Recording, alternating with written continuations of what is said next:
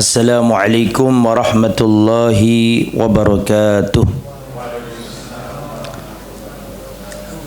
Innal hamdalillah nahmaduhu wa nasta'inuhu wa nastaghfiruh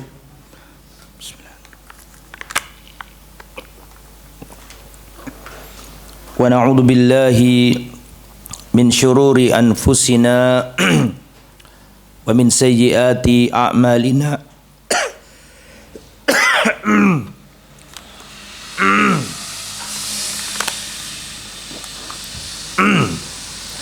Man yahdihillahu fala mudilla lah wa man yudlil fala hadiya lah. Wa asyhadu an la ilaha illallah wahdahu la syarika lah wa asyhadu anna Muhammadan abduhu wa rasuluh la nabiyya wa la rasula ba'dah.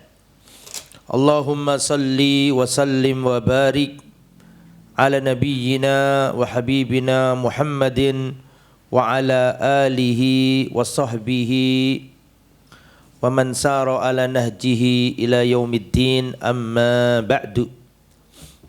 Para hadirin rahimani wa rahimakumullah. Alhamdulillah kita bertemu kembali di majelis ilmu yang berbahagia ini.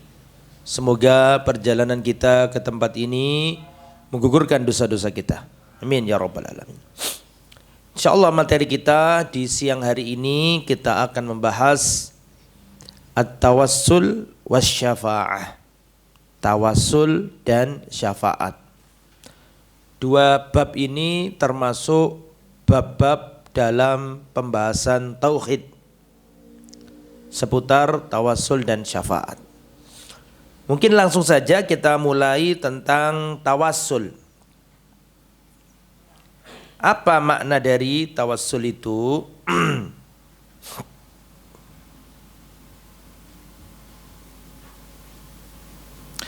Tawassul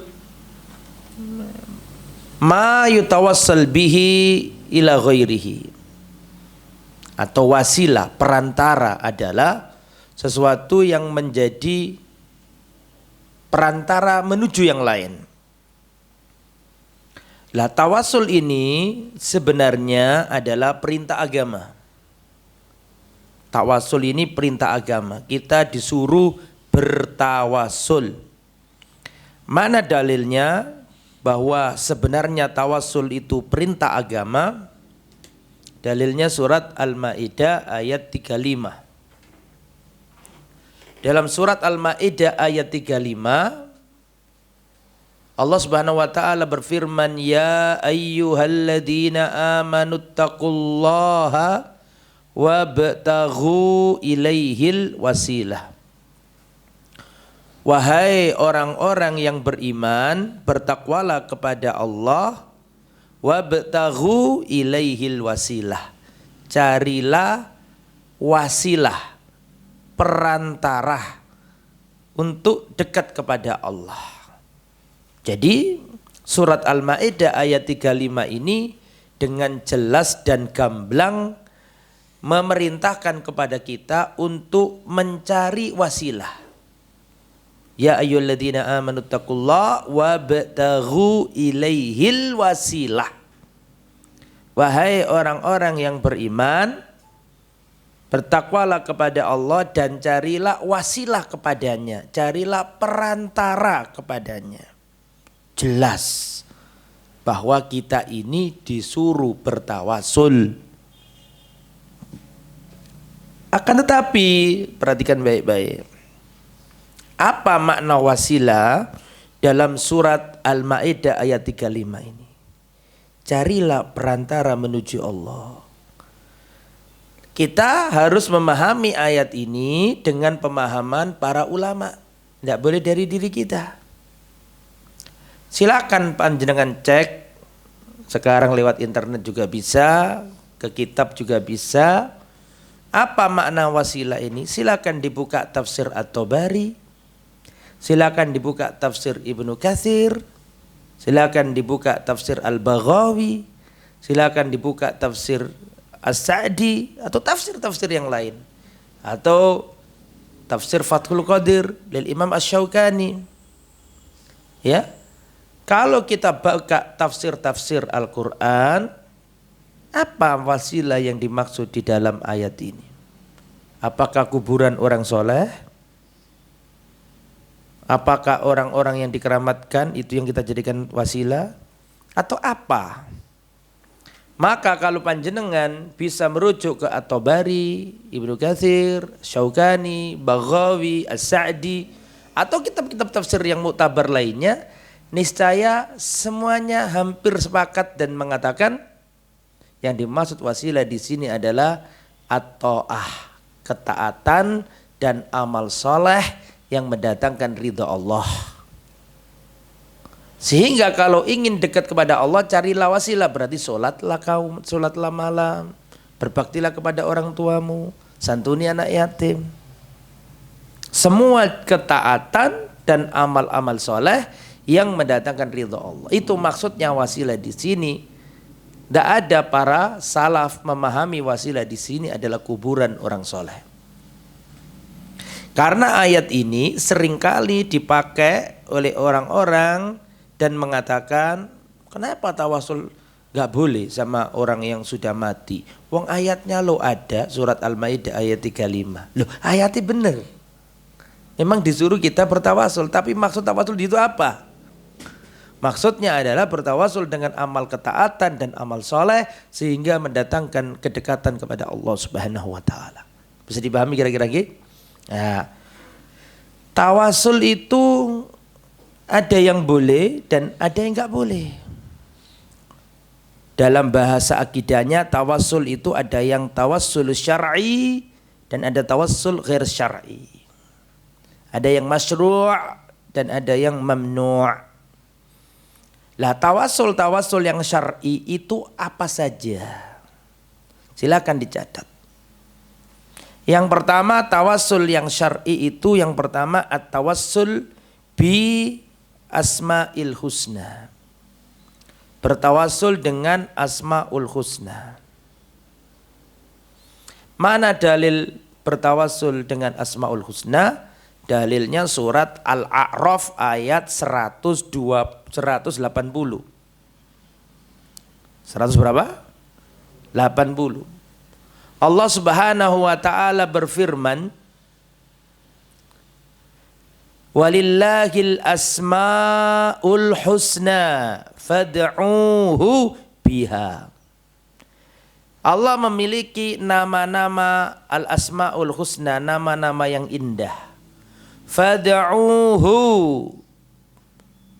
berdoalah kepada Allah, serulah Allah biha, dengan nama-nama yang indah tersebut. Berdoalah kepada Allah biha, dengan nama-nama indah tersebut.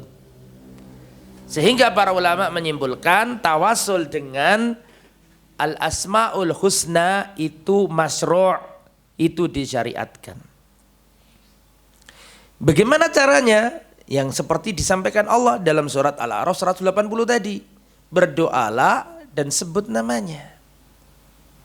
Contoh, panjenengan ingin meminta rezeki, berharap dapat rezeki dari Allah. Ingat, panjenengan punya Tuhan yang memiliki nama Zat yang maha memberi rezeki. Apa itu? Ar-Razzaq. Maka kita minta, Allahumma ya Razzaq urzuqna. Wahai Allah Ar-Razzaq, Zat yang maha memberi rezeki, urzuqna, berikan rezekimu.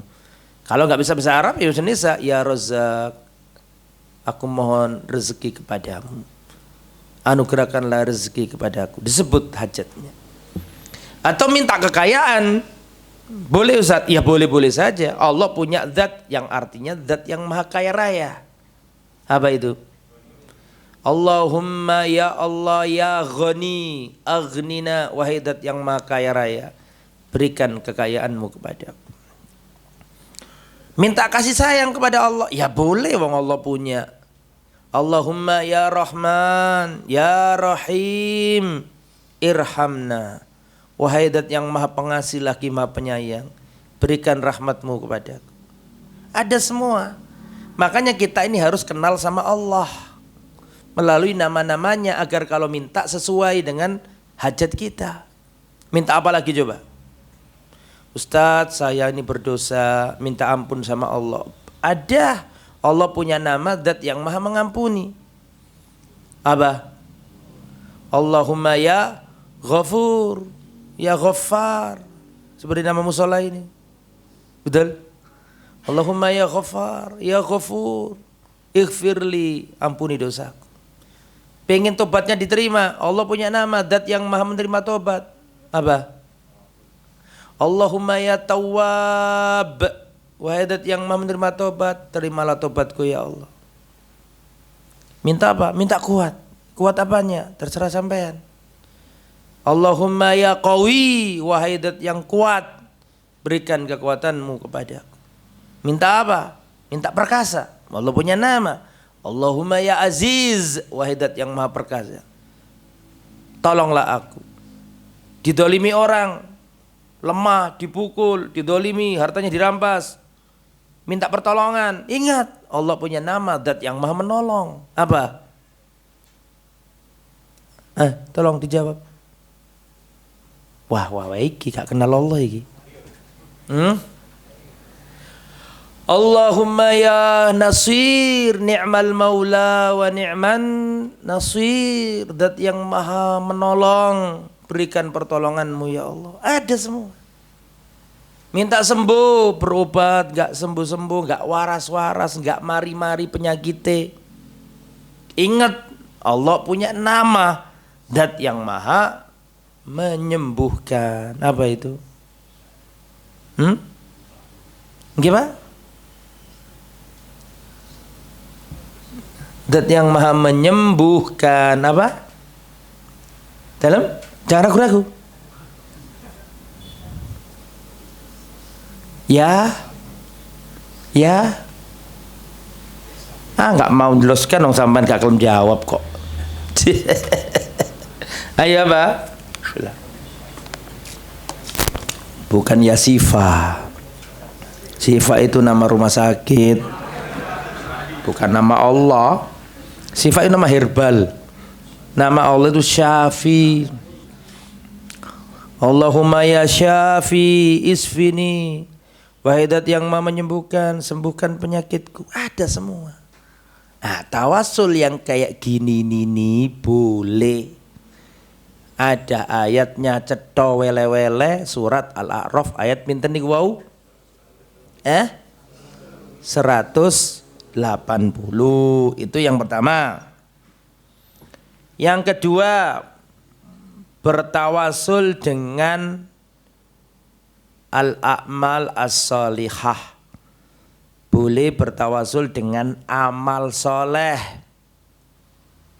Contoh, seorang punya usaha, Masya Allah, waktu masih bisnisnya lancar, nyantuni anak yatim, nyokolakan anak-anak yang kurang mampu ke pondok pesantren, mendirikan madrasah, mendirikan panti asuhan. Terus setelah itu bisnisnya jeblok, banyak saingan, akhirnya bisnisnya hancur.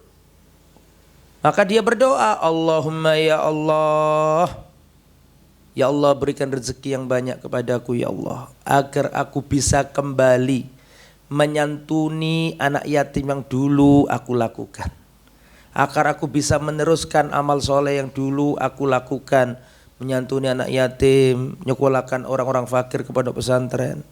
Berikan rezeki kembali ya Allah, agar aku bisa melanjutkan amal solehku dulu. Boleh nggak kayak gitu? Tolong sama jawab, boleh enggak? Boleh. Dalilnya mana Ustadz? Banyak, diantaranya ya tadi itu surat Al-Maidah ayat berapa tadi? 35. Bahwa tafsir tawassul di situ menurut para ulama ahli tafsir adalah amal soleh. Yang tadi dulu Pak, yang di awal Al-Maidah ayat berapa tadi? Kalimat. Dalil yang lain, 3 orang masuk gua. Masih ingat tak? 3 orang masuk gua nggak bisa buka itu loh. Terus bertawasul dengan amal soleh masing-masing. Yang satu bertawasul dengan berbakti kepada orang tua, yang satu bertawasul hampir berzina terus nggak jadi kan gitu Ki. Yang nomor 3 apa? Apa? Seorang majikan yang ya menjaga harta majikannya dan dikembalikan. Ya Allah, kalau itu semua amal soleh niatnya ikhlas karenamu ya Allah, bukakanlah pintu gua ini, buka, bisa keluar semua. Maka boleh bertawasul dengan amal soleh. Supaya jenengan bisa tawasul dengan amal soleh, jenengan harus punya amalan sirri hanya antara jenengan dan Allah. Supaya suatu saat kalau kena musibah atau suatu saat pengen berdoa bisa pakai amal itu. Paham maksud saya? Usahakan kita ini punya amalan sirri, nggak ada yang tahu kecuali Allah, kemudian kita sendiri. Carilah harus punya amalan yang sir, nggak ada yang tahu kecuali Allah dengan Allah kemudian kita. Contoh, amalan yang ajek, kecil tapi ajek. Setiap berangkat ngantor dia beli air mineral. Terus setelah berangkat bawa 2. Setiap ketemu orang di jalan kok kelihatannya kehausan, kasihan, mandek, monggo Pak diunjuk. Tapi ajek, setiap hari dia lakukan. Nah, termasuk amalan-amalannya istiqomah itu, kalau suatu saat kita kena musibah bisa kita jadikan sebagai apa? Tawasul dengan amal soleh. Makanya penting, tawasul dengan amal soleh. Itu boleh, itu yang nomor 2. Yang nomor 3 apa kira-kira? Yang boleh tawasul. Yang pertama tawasul dengan Asmaul Husna. Yang kedua bertawasul dengan apa tadi? Amal soleh. Yang ketiga kira-kira apa?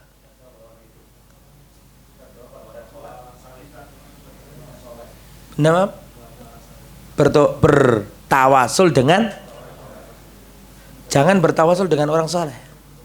Bertawasul dengan doanya orang soleh yang masih hidup. Di zaman Umar bin Khattab radhiyallahu anhu pernah terjadi kemarau panjang, hujan tidak turun, gersang. Maka Umar bin Khattab sebagai khalifah, maka beliau berupaya bagaimana caranya agar Allah menurunkan hujan. Maka Umar bin Khattab tidak datang ke kuburannya Nabi dan berkata, ya Rasul, umatmu kehausan ya Rasul. Ya Rasul, umatmu kelaparan, tidak ada air. Tolong sampaikan kepada Allah ya Rasul agar turun hujan. Enggak. Yang dilakukan Umar mboten ngoten. Padahal itu makame Nabi. Makame menungso sing paling mulia sak jagat raya. Tapi mboten iku sing dilakukan sinten? Umar. Terus yang dilakukan Umar apa? Datang ke pamannya Nabi, namanya Abbas.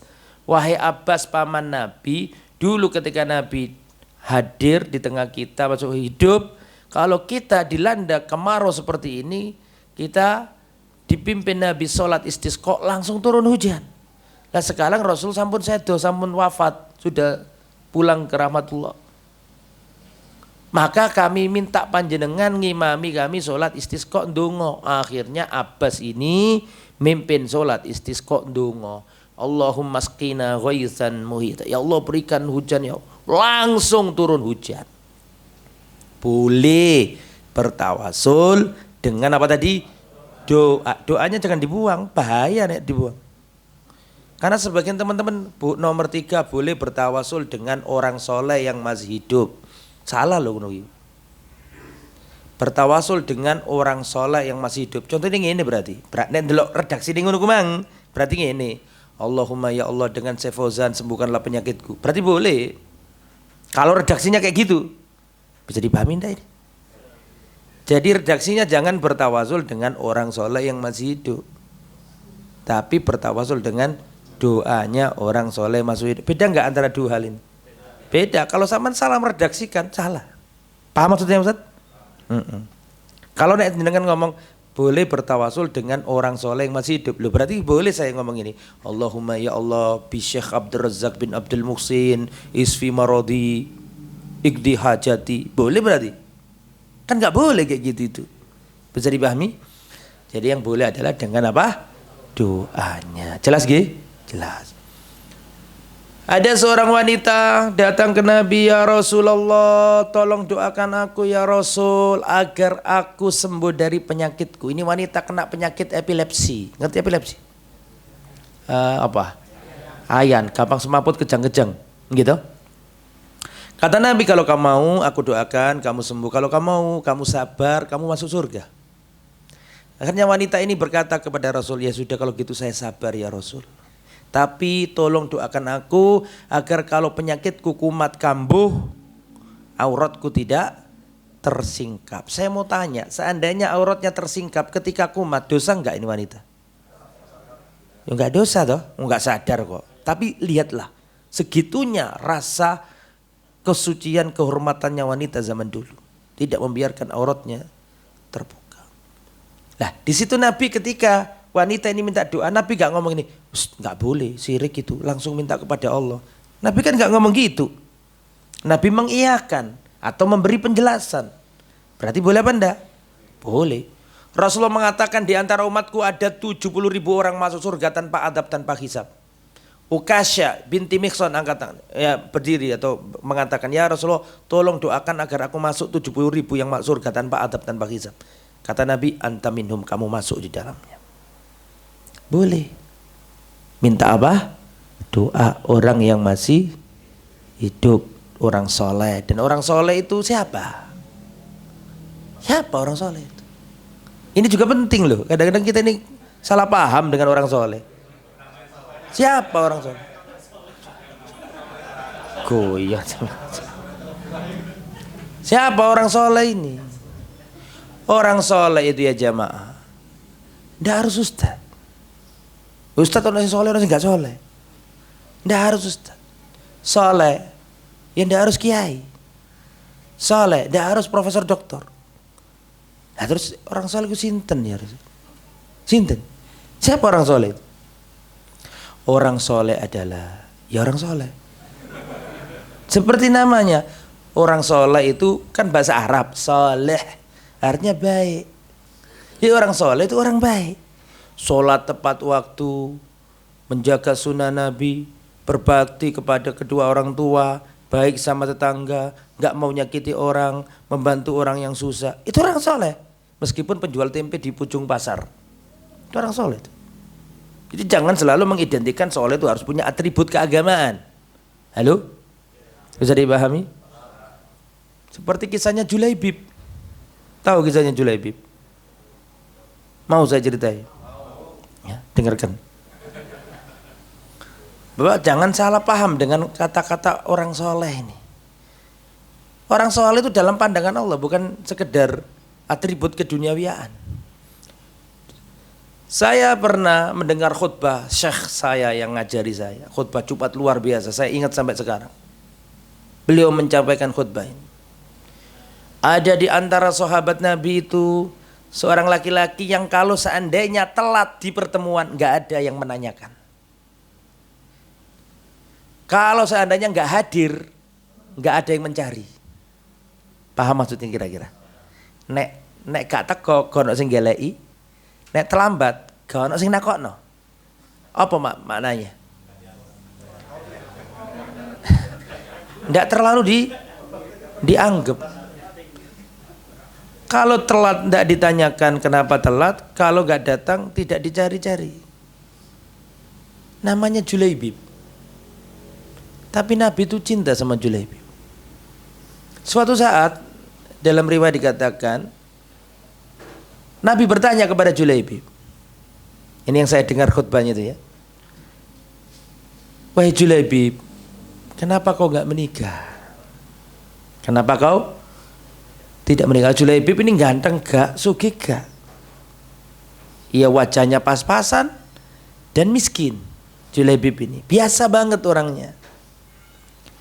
Kenapa kamu saking cintanya Nabi pengen dia itu punya anak, punya jodoh, maksudnya punya apa, punya pasangan. Ya Julaibib, kenapa kamu gak menikah? Julaibib menjawab, ya Rasulullah, lelaki mana yang mau menikahkan putrinya dengan orang seperti saya. Ya, Rasulullah sedih. Tapi saking khairnya Rasulullah, saking baiknya Rasulullah, Rasulullah datang ke salah seorang sahabat Ansor mencarikan jodoh untuk Julaibib. Ngetuk pintu, dibuka, sahabat Ansor ini sangat terharu. Ya Rasulullah, kalau panjenengan butuh sesuatu cukup kirim orang, saya akan datang. Kenapa panjenengan datang ke rumahku? Saking terharunya. Dan gak mungkin Nabi datang ke tempat yang salah. Artinya Nabi kalau bertamu ke orang itu orang baik kan gitu. Seneng, saking senengnya. Monggo silakan benar. Ada apa ya Rasulullah? Saya ini mau melamar putrimu. Sewenang luar biasa. Mau ditamui lo seneng. Ki anaknya dilamar. Kalau nih anaknya dilamar itu artinya jadi ahli bait. Setiap wong sholawat dapat kiriman doa terus. Allahumma sholli ala Muhammad wa ala ali Muhammad. Siapa sih nggak seneng? Seneng. Ahlan ahlan. Hajatmu tidak akan ditolak ya Rasul. Lo bukan untuk aku. Loh kangge sinten ya Rasul. Untuk siapa? Julaibib. Julaibib. Lu kaget ayahnya. Kok Julaibib yang ditawarkan siapa? Rasul SAW. Orang tuanya akhirnya gak bisa mutusin, rundingan sama ibunya. Kata ibunya, bagaimana kita terima Julaibib? Kita tolak fulan. Fulan kita tolak. Padahal lu bangsawan, tajir, melintir. Kita tolak semuanya demi kebahagiaan anak kita. Lah kok Julaibib itu loh. Akhirnya jangan nikahkan anak kita sama Julaibib. Tapi itu anak putri itu dengarkan ucapannya orang tuanya itu. Mendengar percakapan dan tahu Rasulullah datang ke rumahnya itu. Akhirnya wanita ini ngomong kepada ibunya, ayahnya, wahai ayahku, nikahkan aku sama Julaibib. Tidak mungkin Rasulullah itu memilihkan sesuatu untukku kemudian salah dan gak baik untukku. Aku menerima Julaibib. Ya gimana lagi, anaknya mau. Terjadilah pernikahan. Oh ini mungkin hari yang paling bahagia semenjak Julaibib dilahirkan orang tuanya. Menikah dengan wanita cantik bangsawan. Seneng, mungkin dia gak pernah terbayang untuk punya istri kayak gitu. Bayang gak. Tapi nikah sama Julaibib ini. Lah waktu nikah sama Julaibib, malam pertama hatinya seneng masuk ke kamar istrinya. Belumlah sempat menjamah istrinya, ada seruan jihad fisabilillah. Pernah dengar kan? Hadis ini pernah dengar? Akhirnya Julaibib langsung keluar bersama rombongan pasukan Islam. Berangkat, banyak yang gugur dalam perang ini. Maka Rasulullah SAW setelah perang usai, banyak korban, banyak kaum muslimin yang terluka gugur. Nabi bertanya ke sahabat, siapa saja yang gugur? Man taftakidun, siapa saja yang gugur? Kalian kehilangan siapa? Semuanya nyebut fulan.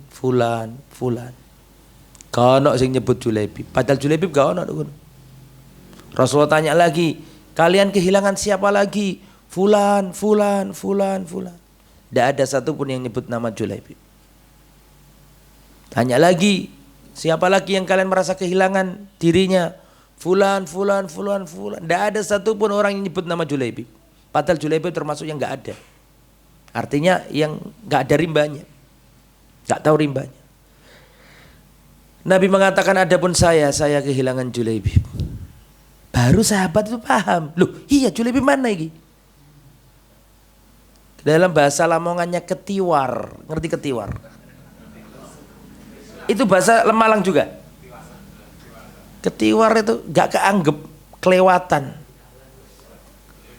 Ketelesut, oh barang cilik lah ketelesut. Telesut. Akhirnya dicari, akhirnya ketemu Pak. Julaibib ini wafat, sedangkan di kelilingnya ada 7 atau 8 orang kafir wafat, mati. Julaibib memang wafat, tapi di sampingnya ini atau di sekitarnya itu ya, di sekitarnya itu ada 7 sampai 8 orang kafir wafat. Artinya dia memang wafat, mati, gugur, tapi sebelumnya dia berhasil apa?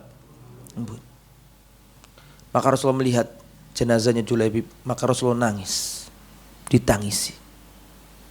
Ya, aku kehilangan saudaraku. Ya mungkin para sahabat lupa, gak sampai mikiri. Tapi Rasul kehilangan. Rasul menangis lihat Julaibib ini. Terus Rasulullah lihat ke atas, Rasulullah tersenyum. Ditanya, kenapa jenengan lihat Julaibib nangis lihat ke atas tersenyum? Saya menangisi karena saudaraku telah tiada. Tapi ketika saya lihat ke atas, saya melihat para bidadari menunggunya, maka saya tersenyum. Nah, kadang-kadang orang soleh itu gak mesti terkenal. Gak mesti terkenal. Ada orang Badui, Pak, cinta sama Nabi. Orang Badui tahu kan? Senang sama Nabi. Ya kurang dari orang udik, penampilannya juga deso, tapi senang sama Nabi. Dan Nabi senang sama orang itu. Ada di kitab Syama'ilun Nabi. Di belakangnya itu dirangkul Nabi dari belakang. Dia itu sambil jualan barang. Nabi berkata, ayo siapa yang mau menjual al-abd. Abd itu artinya apa? Budak, hamba, sahaya, ya kan? Nabi guyon, tapi gak pernah bercanda. Karena semua kita kan abd. Betul apa tidak? Ini orang Badui ini bukan budak, bukan hamba sahaya, bukan. Tapi meskipun bukan hamba sahaya, kita semua kan abd. Ngerti abd gak? Apa abd itu? Loh, hamba Allah, maksudnya hamba Allah. Maka orang Badui ini dirangkul dari belakang oleh Nabi. Dia nggak tahu siapa ini gitu. Ayo siapa yang beli budak ini? Abd maksudnya ya. Maksudnya Nabi itu hamba Allah gitu loh. Tapi abd kan bisa dimaknai budak. Ya. Ayo siapa yang beli budak ini, beli ini. Setelah dilihat ternyata Rasulullah. Ya, kalau seandainya aku engkau jual ya Rasulullah, ini saya aku adalah orang yang nggak ada harganya. Hamba sahaya yang nggak punya nilai. Apa kata Nabi? Enggak. Bagi Allah kau adalah orang yang mulia. Jadi memaknai orang soleh itu jangan selalu dikaitkan dengan surban yang melingkar di atas atau pakaian yang serba putih lah. Orang soleh itu ya orang soleh, orang baik, orang baik. Kadang nggak terkenal. Ruba as'asa aghbar madfu'in bil abwab. Ada orang itu yang rambutnya kucel berdebu, kalau ada di pintu orang pintunya langsung ditutup, tidak ada yang sudi nerima dia. Walakin law aqsama 'ala Allah la abarrah. Tapi kalau dia berdoa, bersumpah, langsung Allah kabulkan doanya. Nah, orang kayak gitu itu kita harus berteman. Ya, kembali ke materi. Terlalu jauh kita berkelana. Nomor berapa itu tadi? Bertawasul dengan orang, doa orang soleh. Nomor 4, bertawasul dengan mengakui dosa. Wah, ini mujarab ini. Banget ini. Bertawasul dengan mengakui dosa. Ini dilakukan Nabi Adam. Rabbana dolamna anfusana wa illam taghfir lana wa tarhamna lanakunanna minal khasirin. Surat Al-A'raf 2:3.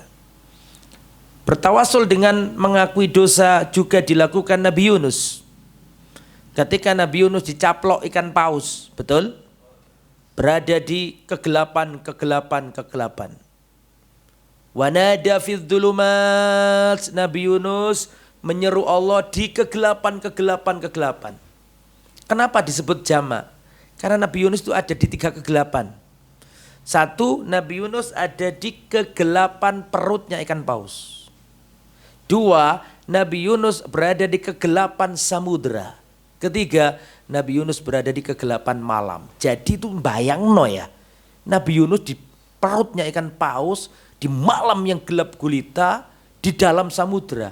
Itu petang dedet gak kata apa-apa itu. Petang dedet, ngerti petang dedet? Gelap gulita. Di saat itulah, sampean tahu doanya Nabi Yunus? Apakah ya Allah bebaskan aku dari ikan paus ini? Enggak. Doanya Nabi Yunus mengakui dosa. La ilaha illa anta subhanaka. Terus ini kuntu minadz dzalimin. Jadi ngakui dosa itu penting banget. Sampai-sampai ulama mengatakan khairud du'a al istighfar. Sebagus-bagusnya doa itu istighfar. Saya mau cerita. Boleh? Boleh. Perhatikan. Ada seorang tabi'in terkenal, muftinya para tabi'in, namanya Al-Hasan Al-Basri, tokoh salaf pada zamannya. Ketika generasi sahabat berlalu, ganti generasi tabi'in, mahkotanya tabi'in ini diantaranya siapa? Hasan Al-Basri, muridnya para sahabat. Hasan Al-Basri ini jamaah yang dirahmati oleh Allah, didatangi kalau ada orang masalah datang ke beliau. Pada waktu itu ada 4 orang membawa masalah yang berbeda-beda. Yang pertama, orang yang datang dan mengeluhkan karena hujan lama tidak turun. Wahai guru kami, hujan lama tidak turun, tanaman-tanaman gersang, ternak-ternak mati kehausan, berikan wasiat panjenengan. Kata Hasan Al-Basri, pulanglah, minta ampunlah kepada Allah, perbaiki hubunganmu dengan Allah, pulang. Datang orang nomor 2, wahai guru kami, sesungguhnya kami ditimpa kemelaratan yang sangat panjang. Telah lama Allah menguji kami berupa kesengsaraan hidup, kesulitan, kefakiran, kemelaratan belum Allah angkat dari kami. Tolong berikan wasiatmu wahai guru kami agar Allah mengangkat musibah kami. Apa wasiatmu? Apa nasihat panjenengan? Kata Hasan Basri, pulanglah, minta ampunlah kepada Allah, beristighfarlah kepada Allah. Datang orang nomor 3, wahai guru kami, sesungguhnya telah lama Allah belum menganugerahkan anak kepada kami. Sampai detik ini Allah belum menganugerahkan anak, padahal kami ingin agar kalau kami di masa tua ada anak yang merawat kami, tapi kami belum punya anak. Tolong berikan wasiatmu wahai guru. Kata Hasan Al-Basri, pulanglah, minta ampunlah kepada Allah, beristighfarlah kepada Allah. Pulang.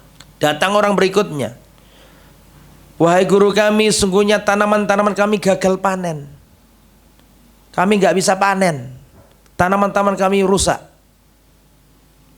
Maka kata Hasan Al-Basri, pulanglah, beristighfarlah, mohon ampunan kepada Allah, pulang.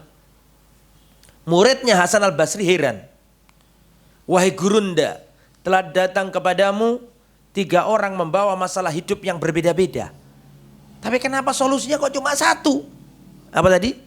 Memohon ampunan, mengakui dosa, istighfar. Apa hubungannya istighfar dengan hujan gak turun? Apa hubungannya istighfar minta ampun dengan kemelaratan, kemalangan hidup? Apa hubungannya istighfar minta ampun dengan gak punya anak? Apa hubungannya istighfar minta ampun dengan gagal panen? Jangan tahu gak apa jawabannya Hasan Al-Basri?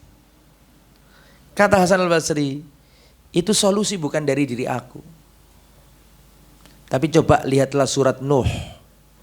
Fakultu astaghfiru rabbakum innahu kana ghaffara yursilis samaa alaihim midrara wa yumditkum bi amwali wa banin wa yaj'al lakum jannati wa yaj'al lakum anhar.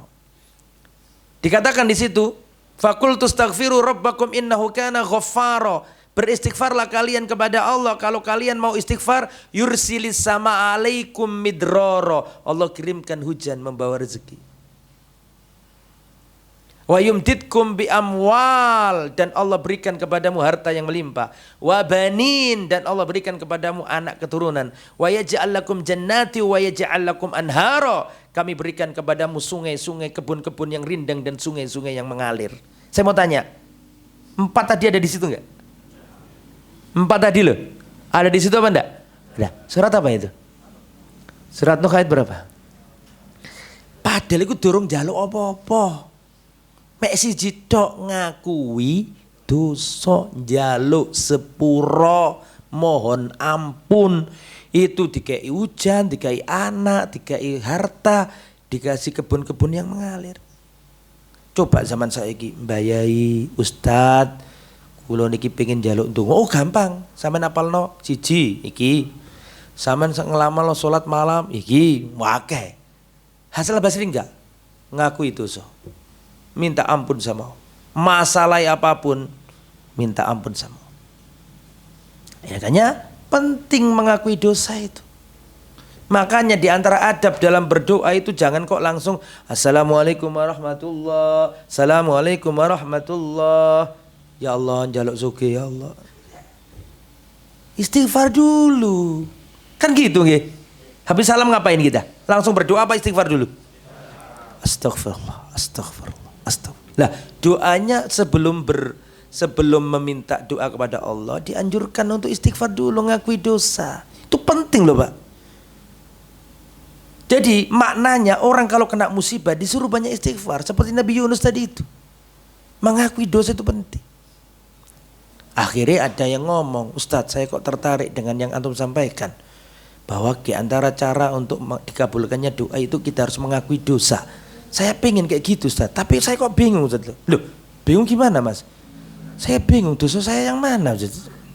Saya nggak nemu dosa saya. Waduh ini bahaya.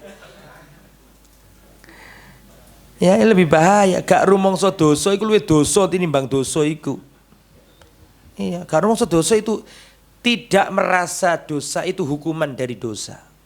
Hukuman terberat dari dosa adalah dia enggak merasa berdosa. Karena dengan itu dia terhalang dari taubat. Jadi nek ana wong lakoni dosa kok happy. Gak rumangsa dosa. Lah kehappyannya dia itu hukuman dari Allah. Sehingga dia nggak bisa tobat. Dan itu lebih ngeri daripada dikasih musibah. Kasih musibah selesai balik lagi ke jalan Allah. Nah makanya jenengan kalau berdoa penting dimukodimai dulu. Bertawasul dengan mengakui apa tadi? Rabbana dzulamna anfusana. Ya Allah, masih banyak hak-hak orang tua saya belum saya tunaikan. Saya belum menjadi orang tua yang baik ya Allah. Saya belum bisa memberi hak-hak anak saya. Saya belum menjadi suami yang baik untuk istri saya. Ampuni dosa hamba ya Allah. Kuatkanlah hamba untuk menunaikan hak-hak hamba. Itu penting itu. Sebelum dongo itu bertawasul dengan mengakui dosa. Seperti yang dilakukan Nabi Adam, seperti yang dilakukan Nabi siapa tadi? Surat Yunus, surat Al-Anbiya ayat 87-88. Surat Al-Anbiya ayat 87 dan 88. Surat Yunus tadi, kok surat Yunus? Surat apa tadi? Al-Anbiya ayat berapa? 87, 88. Kalau yang Nabi Adam tadi surat Al-A'raf 2, 3. Termasuk doa yang diajarkan Nabi Muhammad sallallahu alaihi wasallam kepada Abu Bakar sebelum salam.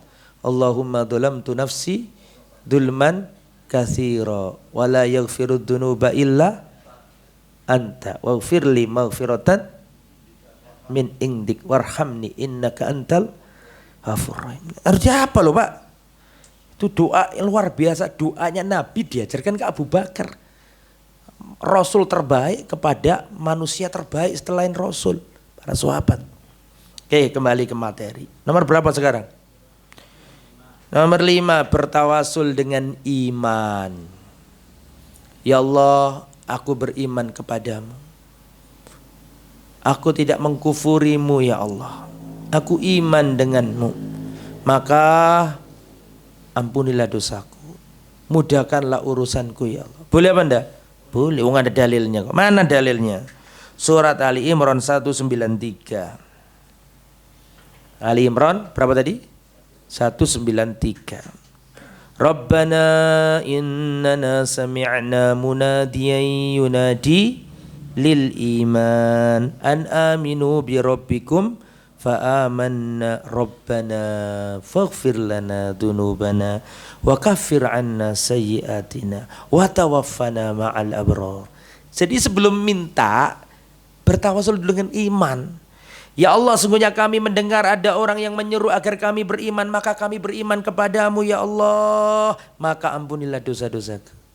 Maka hapuskanlah kesalahan-kesalahanku dan wafatkan aku bersama orang-orang yang baik. Jadi memulai dengan apa tadi? Iman. Ini boleh. Surat apa tadi? Ali Imran 193. Nomor 6. Boleh bertawasul dengan menunjukkan kelemahan diri.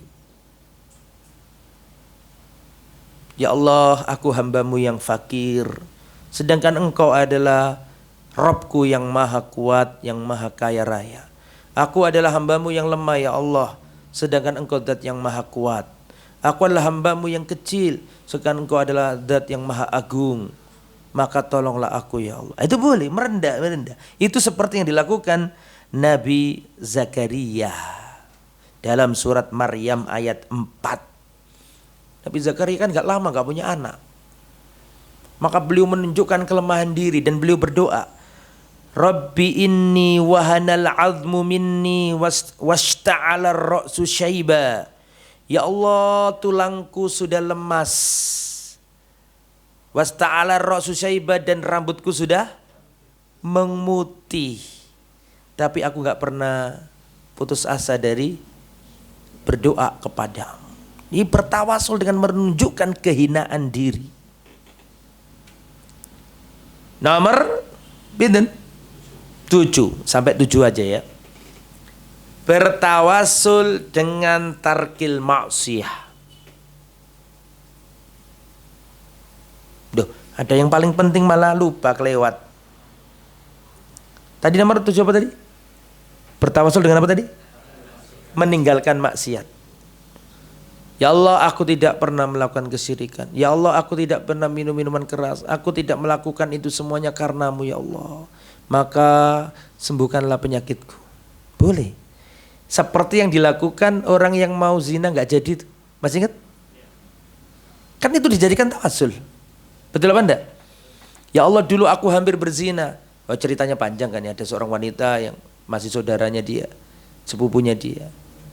Terus dia dia ini senang sama wanita ini, tapi si wanita ini nggak senang. Terus suatu saat wanita ini kepepet, butuh apa? Uang. Akhirnya wanita ini datang, maka sama laki-laki ini, ya saya bantu tapi kau harus tidur sama aku. Kan gitu ceritanya. Kemudian setelah di ruangan yang tertutup, si laki-laki berada di atas si perempuan, tiba-tiba si perempuan ngomong, jangan kau halalkan apa yang masih Allah haramkan. Takutlah kepada Allah. Maka saya tinggalkan wanita yang aku cintai dan aku halalkan harta itu untuknya. Aku melakukan itu semua ya Allah karenamu ya Allah.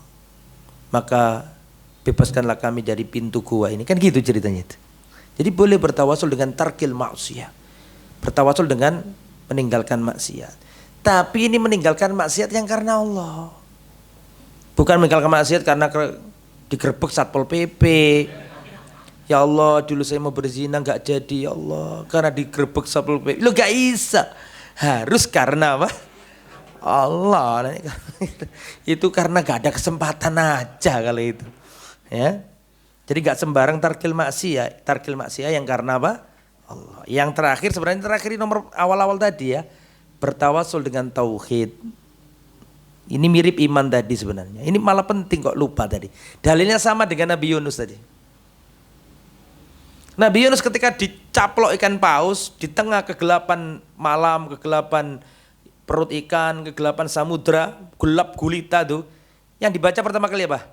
La ilaha illa anta subhanaka inni kuntu minadz dzalimin. Dari doanya Nabi Yunus itu bisa disimpulkan, orang kalau kena musibah lakukan 3 hal. Apa saja 3 hal itu? Yang pertama, la ilaha illa anta, berarti mentauhidkan Allah, dikencengi tauhid, bahwa gak ada yang bisa nolong kita kecuali Allah. La ilaha illa anta, tiada yang bisa disembah, tiada yang berhak disembah kecuali engkau. Jadi mau kena musibah, tauhidnya dikon kencengi. Setelah itu, subhanaka, maha suci Allah, berarti wong nek kena musibah, kata Imam Syafi'i disuruh memperbanyak tasbih. Seperti Nabi Yunus ini, subhanaka, subhanallah, subhanallah. Yang nomor 3, disuruh mengakui dosa. Inni kuntu minadz dzalimin. Jadi kalau kena musibah, siji tauhidnya harus kuat, kembalikan kepada Allah, minta pertolongan kepada Allah. Yang kedua, mentasbih Allah. Yang ketiga apa tadi? Mengakui dosa. Itu tawasul yang syar'i. Ya, selain itu jangan tawasul dengan kuburan orang yang soleh. Jangan. Orang soleh taati, hormati, tapi jangan dikultuskan. Ya. Kemudian ikhwatal iman, sekarang saya mau tanya jenengan.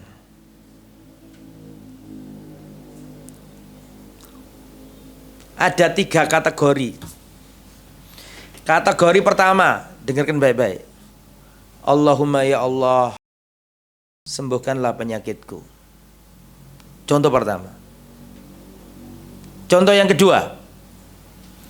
Wahai Mbak Wali Fulan, Habib Fulan, tolong sampaikan kepada Allah. Sudah kuburan nih, di kuburan. Wahai Wali Fulan, wahai Habib Fulan, sampaikan kepada Allah agar Allah menyembuhkan penyakitku. Itu contoh nomor berapa? Yang pertama masih ingat? Nah, jangan dilupakan. Saya ulangi ya. Yang pertama, ya Allah, sembuhkanlah penyakitku ya Allah. Aku tidak meminta kecuali kepadamu. Hanya Engkau yang bisa menyembuhkan. Sembuhkanlah penyakitku. Jelas nih? Contoh pertama. Contoh yang kedua. Wahai Mbak Wali Fulan, wahai Habib Fulan, tolong sampaikan kepada Allah agar Allah menyembuhkan penyakitku. Sudah jelas contoh ini. Ini kita kasih tanda contoh 2. Contoh 3. Ya Allah, dengan Mbah Fulan sembuhkanlah penyakitku. Ya Allah, dengan Habib Fulan sembuhkanlah penyakitku. Beda enggak dengan nomor 3? Sing teliti dah. Beda ndak? Yang pertama kan gini, wahai Mbah Wali Fulan, wahai Mbah Habib Fulan, sampaikan kepada Allah agar Allah menyembuhkan penyakitku. Itu contoh nomor 2. Sekarang contoh yang nomor 3. Ya Allah, Allahumma ya Allah, dengan Mbah Fulan, dengan Habib Fulan, sembuhkanlah penyakitku. Udah tahu perbedaannya ketiga ini? 1, 2, 3 beda enggak itu? Sekarang nomor 4. Mbah Wali Fulan, sembuhkanlah penyakitku. Wahai Habib Fulan, sembuhkanlah penyakitku. Wis mati wong iki. Nah, ada berapa ini? Tahu enggak perbedaannya semua itu?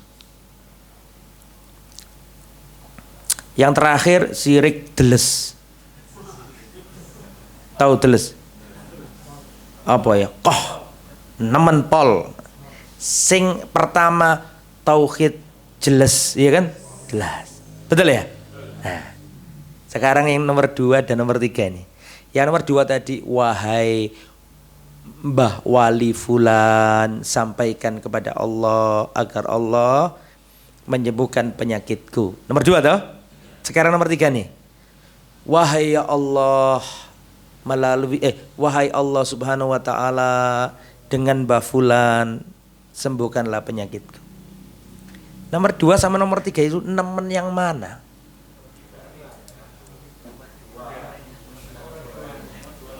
Atau podo wae?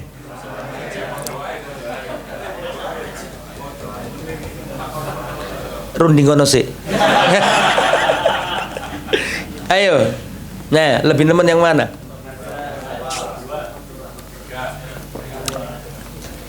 Yang nomor 2 apa? Angkat tangan dulu.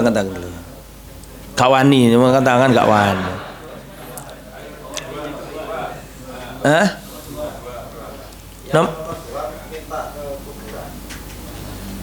Iya. Yang nomor 3 minta tolong.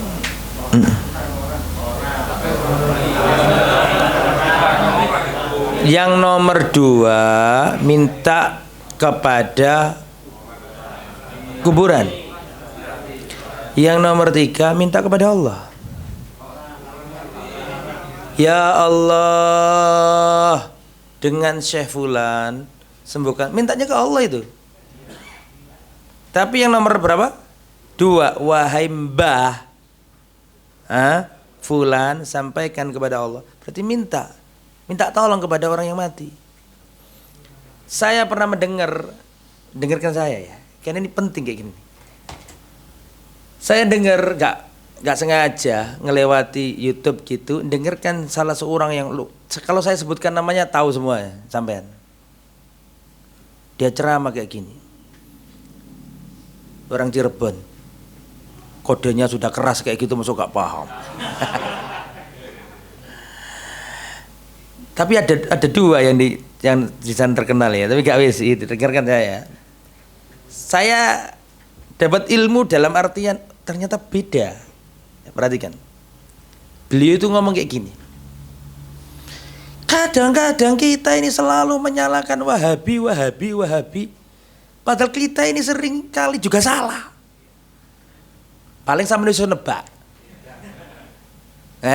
Ojo dijawab sih, engko tak badhe tengah. Engko kan pakai mic engko tak tahu. Kadang-kadang kita selalu nyalakan Wahabi, padahal kadang-kadang kita ini salah juga. Contoh tawasul. Jenengan kalau tawasul itu datang ke kuburan terus ngomong, wahai Mbah Wali Fulan, sampaikan kepada Allah untuk hajatku begini. Ya bener kalau kita ini dihantam Wahabi, ya memang salah ini, gak bener ini. Bukan begitu jamaah tawasul yang bener itu, kata beliau ini. Gak boleh kita meminta kepada orang mati. Bukan begitu tawasul yang dibolehkan ulama itu. Tawasulnya boleh itu yang begini loh. Gitu. Wahai Allahumma ya Allah. Jadi kita minta kepada Allah dengan melalui sesuatu yang disenangi Allah. Wahai Allah, dengan nabimu sembuhkanlah penyakitku. Wahai Allah, dengan Syekh Abdul Qadir Jailani, maka tolonglah aku. Kalau ini baru benar. Nah, kata kita, podo wae salah dua-duanya. Cuman memang mending yang disebutkan beliau. Kenapa? Karena yang nomor 2 itu syirik. Karena dia menyeru kepada sohibul kubur. Sedangkan yang nomor 2 ini tetap mintanya ke kok nomor 2? Nomor berapa berarti? Nomor 3 berarti tetap mintanya kepada siapa? Maksud saya kenapa saya sampaikan itu? Ternyata di kalangan mereka sendiri itu juga tentara dua hal tadi itu mereka juga salah yang ahli ilmunya loh ya. Nek wong awamnya gak ngerti ngono wis dianggap bodoh. Tapi ahli ilmu nih mengingkari juga yang nomor berapa tadi? Nomor 2. Mereka mau tapi yang nomor 3. Karena ada syubhat kalau antum lihat ucapannya Umar seakan-akan mendukung yang nomor 3. Karena ucapannya Umar gini, Allahumma ya Allah, kunna natawassal binabiyika, dulu kami bertawasul dengan nabimu ketika masih hidup. Tapi sekarang nabimu telah wafat, fanatawassal bi ammi rasulina. Sekarang kami bertawasul dengan paman nabimu. Nah, di situ ada celah untuk mereka membenarkan ucapannya. Sekarang ya Allah nabimu telah wafat, maka kami bertawasul dengan paman nabimu. Jelas loh itu. Kalau sekedar delok konteks ini tidak melihat prakteknya, ya bener, nomor 3 bener, gak apa-apa. Padahal kalau kita lihat prakteknya itu Umar datang ke siapa? Abbas njaluk tolong, dan kenyataannya yang dilakukan Abbas ngimami sholat istisqa. Kalau dilihat teknisnya maka jelas itu konteksnya adalah minta doa. Paham maksudku lagi? Tapi kalau diambil dipotong, yang diambil ucapannya siapa tadi?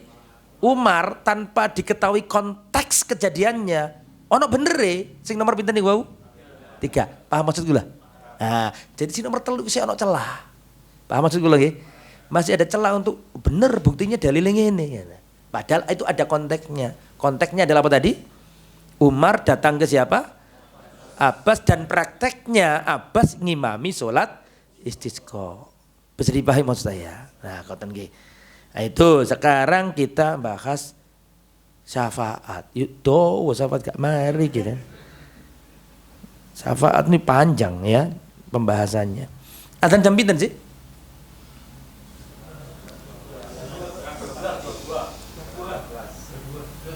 Sebelas gak cukup, sama sekali gak cukup. Nah, sekarang ada pertanyaan saja wis. Ayo.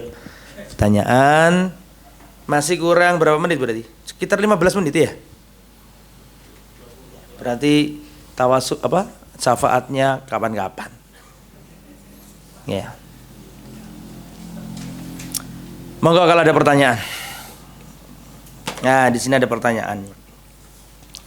Bagaimana mendakwai saudara yang gemar ikut ziarah-ziarah ke makam-makam yang dikeramatkan karena meyakini hal tersebut mendatangkan keberkahan, bahkan menyebutnya dengan haji kecil. Waduh. Gini nggih, Islam nggak melarang ziarah kubur selama sesuai syariat. Ziarah kubur niku wonten 3, panjenengan catet. Ziarah kubur itu wonten pinten? Ada 3. Ziarah kubur ada 3. Yang pertama az-ziyarah asy-syar'iyyah. Ziarah syar'iyah, sesuai syariat. Maka ziarah yang tipe pertama ini tujuannya 2. Jangan ditambahi jadi 3. Cuma 2 saja.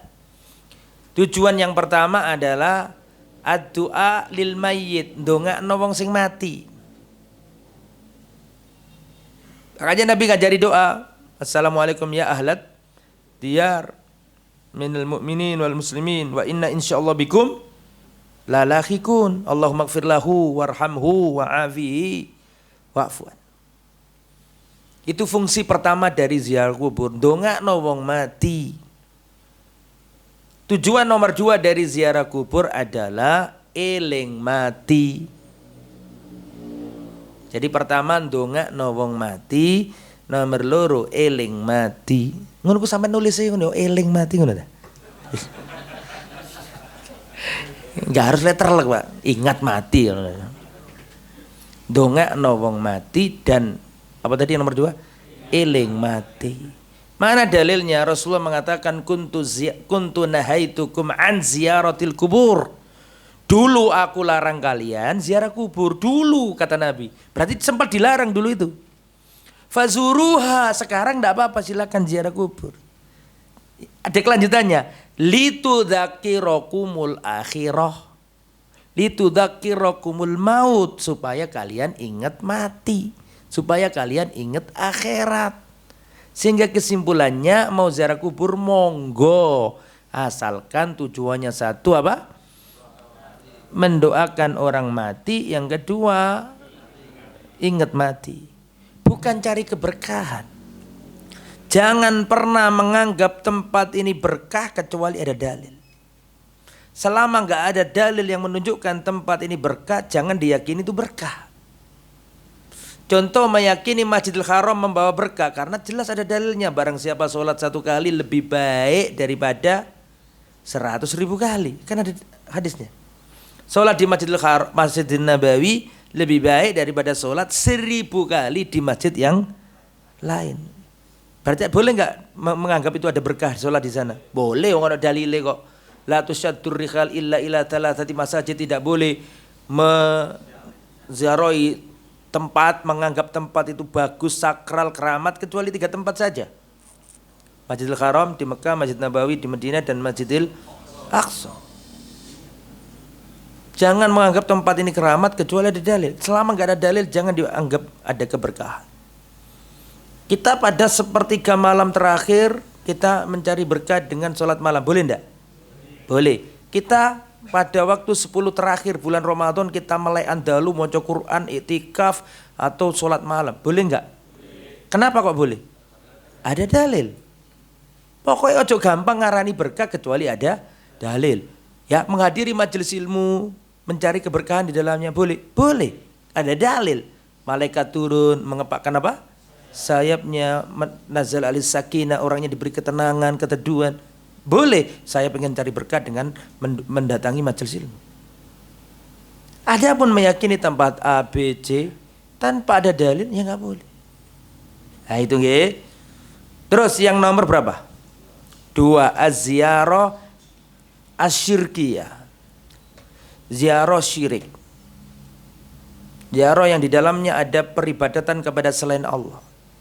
Saya kemarin dengar salah satu tokoh Habib, ya mohon maaf saya tidak nyebut namanya, cuma ini koreksi dan sah-sah saja lah.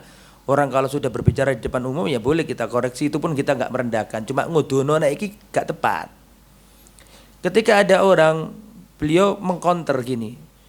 Ini orang yang mengkanter kita, dia yang ngomong, beliau ngomong begini, orang ini nggak paham bahasa Arab. Ketika dikatakan wahai Habib Fulan bin Fulan, sembuhkanlah penyakitku, sudah mati orangnya. Wahai Habib Fulan wa Fulan, lapangkanlah rezekiku. Dikira syirik sama mereka, maksudnya kita itu. Dikira syirik pada mereka. Padahal maksudnya itu ya bukan ke siapa? Ke yang mati, maksudnya kepada Allah. Tapi itu ada isnadul fi'li. Wah awam gak ngerti ngono, Mas. Kalau lafadz seperti itu Anda biarkan, bahkan Anda dukung, gak bahaya dah. Orang wahai Syekh Fulan, wahai Syekhul Arab, wahai Habib Fulan, sembuhkanlah penyakit. Ditanya man rabbuka, jawab saja Habib Fulan. Gimana? Gimana kayak gini dibolehkan itu loh. Kita nggak mempercayai nasab ada ilmunya sendiri, kita nggak bahas itu ya. Yang kita bahas adalah ajaran yang nggak benar yang harus diluruskan ya jemaah. Kita nggak benci bukan, tapi kasihan umatnya Nabi Muhammad ini loh. Kok bisa man rabbuka jawab saja Habib Fulan beres? Gimana itu? Kok diwara bener itu loh. Ya kita kan nggak boleh kayak gitu, harus diingatkan umat ini. Lah ngono kuwi wae sing percaya. Makanya orang kalau nggak memegang tauhid, uteknya rodo ini aneh gitu loh. Wah kasar banget, astagfirullahaladzim. Ya orang kalau nggak belajar tauhid Pak, akan ada kurang di akalnya. Datang ke dukun minta supaya digandakan uangnya. Padahal pakai logika yang sederhana saja. Kalau dia itu bisa melakukan itu nggak mungkin buka praktek. Ya, tapi karena itu mang, wong nek gak duwe tauhid, mohon maaf ngapunten, akan ada kekurangan dalam akalnya. Tapi kalau orang ahli tauhid, dia minta kepada Allah. Allah Subhanahu wa ta'ala. Kembali ke materi. Yang nomor berapa sekarang? 3. Az-ziyarah al-bid'iyah. Ziarah apa? Bid'iyah. Bid'iyah ini enggak sampai syirik, tapi enggak oleh juga. Bid'iyah yang ziarah yang bid'ah. Tapi bukan syirik. Cuman bid'ah. Seperti khataman Quran di kuburan, iktikaf di kuburan, sholat di kuburan. Nek ditakoni lha sampean lha apa sholat di kuburan? Lho saya kanggo Allah kok. Mosok gak oleh. Saya sholat itu Allah. Saya khataman Quran di sini untuk Allah. Saya iktikaf di kuburan ini juga untuk Allah, bukan untuk si mayit. Kita katakan nggih, yang jenengan lampahi ini memang boten syirik, tapi yo gak oleh juga karena Nabi nggak pernah melampu. Nabi ngomong sholat ten pundi? Masjid. Iktikaf ten pundi? Ten masjid. Apa iktikaf di kuburan? Meskipun jenengan niatnya kanggo Allah, tetap karena Nabi tidak pernah melakukan ritual seperti itu. Lah, nek jenengan mau ziarah monggo, tapi sing nomor pinten? 1. Gak usah meyakini, tadi kan dikatakan berkah dan gak usah. Karena gak boleh meyakini sesuatu berkah kecuali berdasarkan apa? Dalil. Allahu a'lam. Kalau kata-kata saya kasar tolong dimaafkan ya. Saya tadi agak over tadi ya. Ada seseorang yang akan menyelenggarakan pesta pernikahan Ustadz, tapi menggunakan jasa pawang hujan. Lagi tadi akalnya akan berkurang sedikit. Ketika kami ingatkan itu gak boleh syirik, dia berdalih kalau ini syar'i karena melalui kiai. Kemudian juga ketika menentukan menerima lamaran atau tidaknya untuk anaknya, dia juga minta keputusan dari orang pinter. Entah kiainya menempuh istikharah atau tidak, yang jelas orang tersebut menganggap kiai tersebut dapat mengetahui bagus tidaknya seseorang. Bagaimana menyikapi hal tersebut? Kalau sudah hujan itu jelas. Saya mau tanya jenengan, tolong jawab, siapa yang bisa menurunkan hujan? Apa ada selain Allah yang bisa? Nah, ketika hal itu kau pinta kepada selain Allah, itulah syirik. Syirik rububiyah itu. Syirik uluhiyah sekaligus syirik rububiyah, karena meyakini selain Allah ada yang bisa menurunkan hujan atau menolak hujan. Syirik itu apa sih? Syirik itu memalingkan apa yang menjadi kekhususan Allah diberikan kepada selain Allah. Sujud harusnya kepada Allah, dipilih kepada Allah. Yang menurunkan hujan hanya Allah tok. Kok menganggap kekhususan ini diambil dari Allah, dikasihkan ke selain Allah? Lah itulah syirik. Mendatangkan manfaat motor selain Allah. Enggak boleh ya.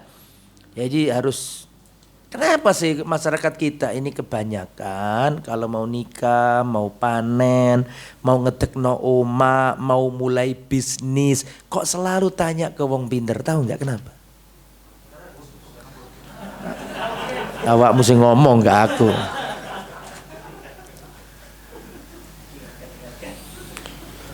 Ustadz izin bertanya, orang soleh umumnya dikatakan waliullah. Apakah makna wali sesuai sunnah dan apakah yang dimaksud wali majdub? Intinya saja ya, wali itu ada dalam surat Yunus ayat 62 sampai ayat 63. Jaga ya mas pertanyaannya mas. Ya Allah, saya kira sudah bebas tadi kok ada lagi ternyata. Wali menurut Al-Quran itu Pak, surat apa tadi? Yunus 62 nanti. Ala inna awliya Allah la khawfun alaihim wa la hum yahzanun. Wali-walinya Allah tidak ada rasa takut dan tidak sedih.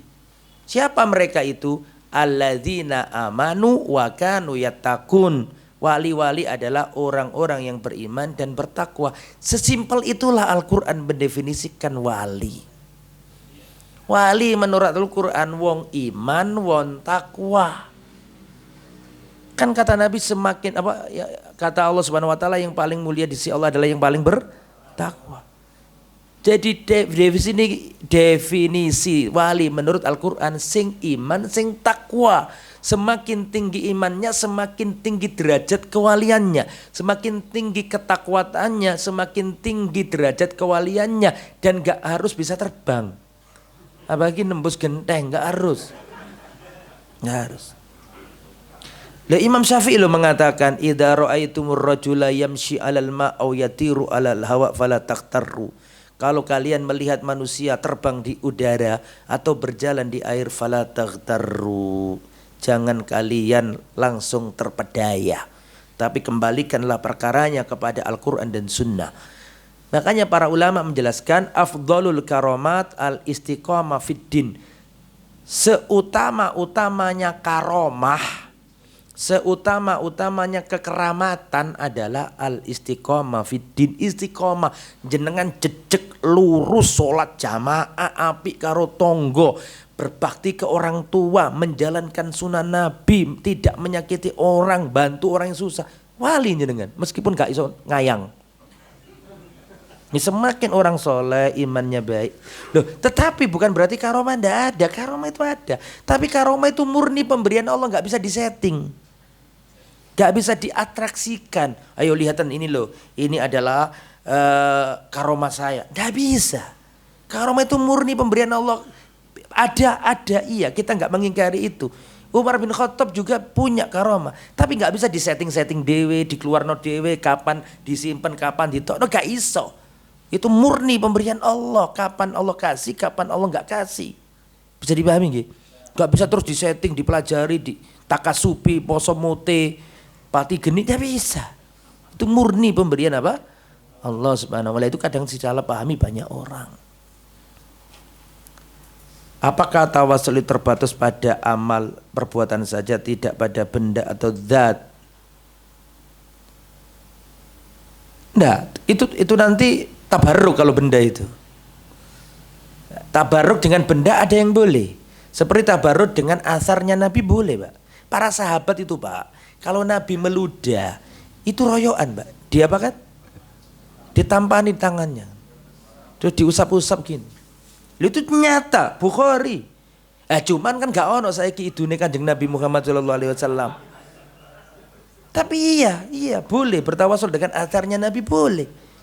Ya boleh. Para sahabat itu kalau Rasul meludah atau berdahak ditampani. Tapi ini kekhususan Nabi, gak boleh dikiaskan ke kiai atau ustadz. Gak boleh kiai ngomong ke santrinya, ayo siap-siap aku mau. Gak bisa. Gak boleh itu. Itu khusus bagi Nabi Muhammad sallallahu alaihi wasallam. Kenapa? Karena Abu Bakar itu manusia paling mulia, gak diperlakukan itu kok. Yang sekarang kan gampang sih, ngelelang songkok, ngelelang harganya ratusan juta, gopo mas. Ya, nek iku bener-bener bekasnya Nabi, iya. Tapi untuk sekarang membuktikan rambutnya Nabi sulit.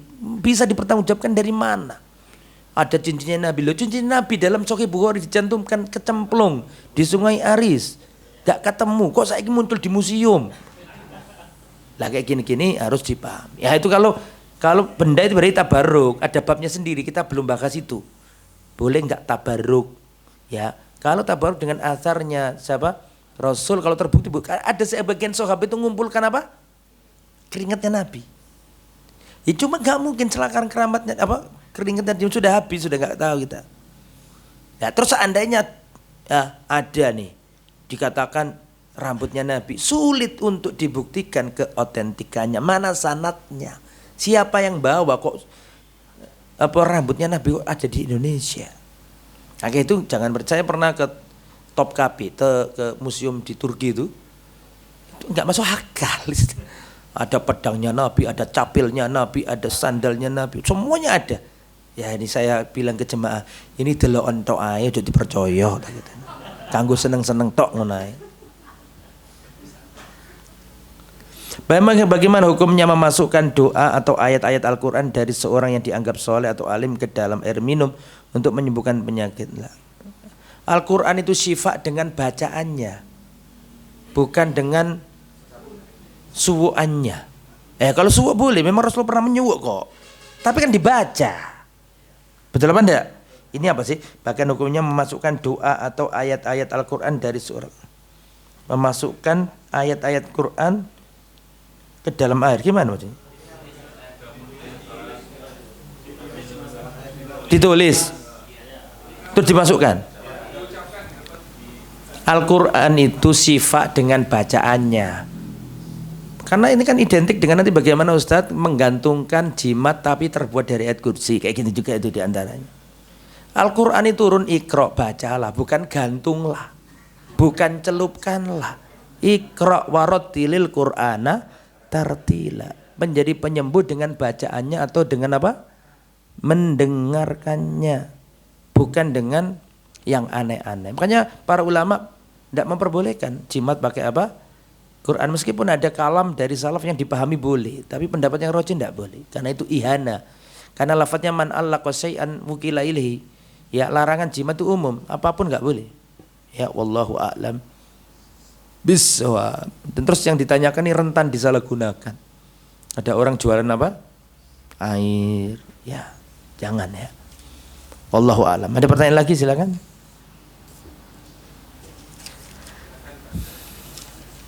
Sambut. Ada satu Ustaz. Monggo. Terakhir. Oke, terakhir.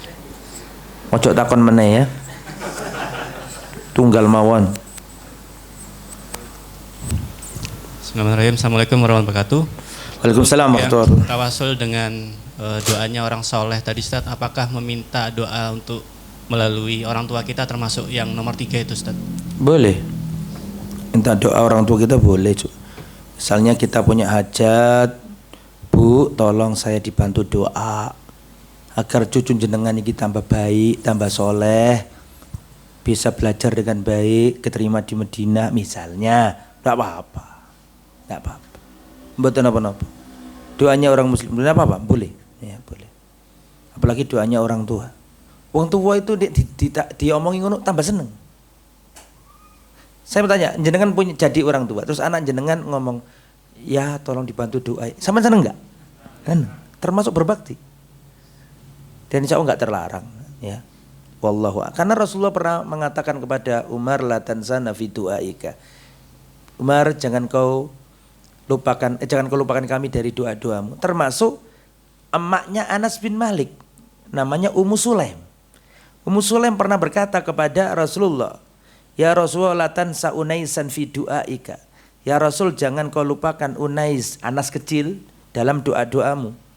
Didoakan Nabi, Allahumma ya Allah, ya Allahumma aktsir malahu wa waladahu, perbanyaklah hartanya dan perbanyaklah anak keturunannya. Maka Anas termasuk sahabat yang akhir wafatnya, dawa umuri, kaya raya, dan anaknya 100 lebih. Sebagian mengatakan 90-an. Anas, sama cek dulu. Anas malah anaknya banyak. Kena doanya Nabi. Yang jelas ya bojone gak siji nek iku ya. 99 kan gak mungkin, Pak. Ya mesti kan ada yang lain. Subhanakallahumma wa bihamdika asyhadu an la ilaha illa anta astaghfiruka wa atubu ilaik. Assalamualaikum warahmatullahi wabarakatuh.